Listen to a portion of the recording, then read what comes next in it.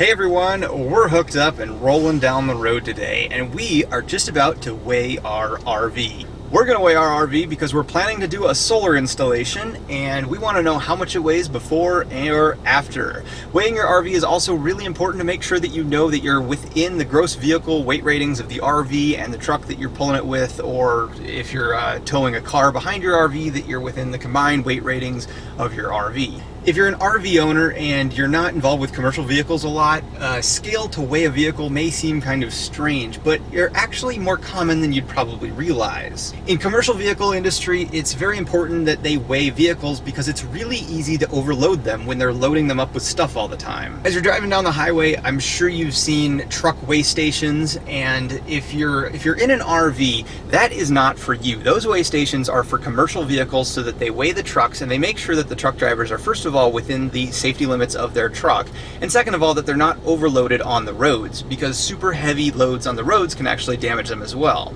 Truck drivers also need to be able to prove that they are within weight ratings for driving safely. They have to have a ticket to prove that they are within the weight ratings and that they're not too heavy to go over bridges. A lot of times you also see signs that say weight rating blank. As an RV, you do not want to pull into those weigh stations because they're not really for personal vehicles. They may weigh you, but you also run the chance of possibly getting a ticket if you're overweight. So it's best not to pull into those stations, as those are for commercial vehicles only. There are lots of private scale options out there, however. You'll find them in many places like landfills. Sand and gravel places have scales a lot of times because they weigh the trucks with the sand and gravel so that they know how much they've got in them. You can also find scales at gas stations and travel plazas. Today we're going to use a CAT scale. They're pretty common across the country. If you really need to find a scale around you, a lot of times you can go to the DMV or your Secretary of State and ask them about where you can find a personal scale, because sometimes for registering a vehicle, if you don't have a weight, depending on the state, they may require you to go get weighed, and they should know where you can get a personal ticket. So we're about to pull onto a truck scale at a gas station. Again, it's a CAT scale. Now these really are designed for trucks, but you can use it for a personal weigh on a motorhome. Now the scale that we're about to pull on is a multi-plate scale, and that means that it has multiple sections that can get weights from different axles on your vehicle. We're going to pull forward so that our steer axle, or the drive axle, is on the front plate. A plate behind us has our rear truck axle, and then the RV is going to sit on the third plate behind that. If you use one of these truck scales, you're going to have to talk to an attendant, and they're going to require you to have a truck number. And since you're a motorhome, you're not going to have that. Just tell them that it's personal RV. Sometimes they'll say it requires me to put something in. If it does that, I just say put in 1, 2, 3, 4, 5. It doesn't really matter. This is a personal weigh. We're going to try something new here today, though. We've weighed on a number of different scales in the past, but we're going to use the Weigh My Truck app from the CAT scales, and supposedly we can just pull onto the scale ahead of us here and press accept. It does cost, I believe, $10. I've set up an account with these. If you get this app, you set up an account, you set up a way to pay. I set up PayPal, so it should automatically bill me, and then it'll instantly give us our weight into my phone. All right, so we're coming up onto the scale now. You can see the different plates here, the 3 plates.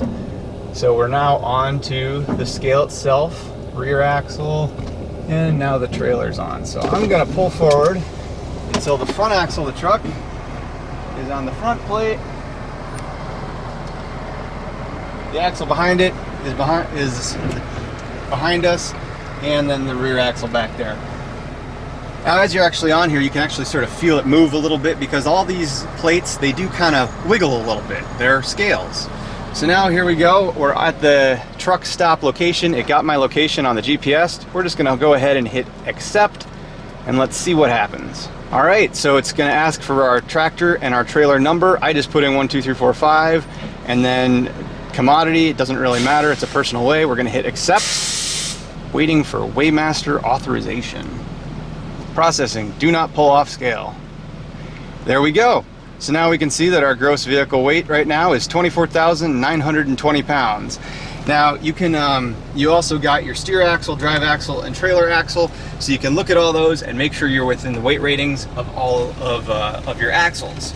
You can also download a PDF of that so that you can save that, and that's your ticket basically to authorize you for if you're commercial, you need to keep that with you to verify how much you actually weigh.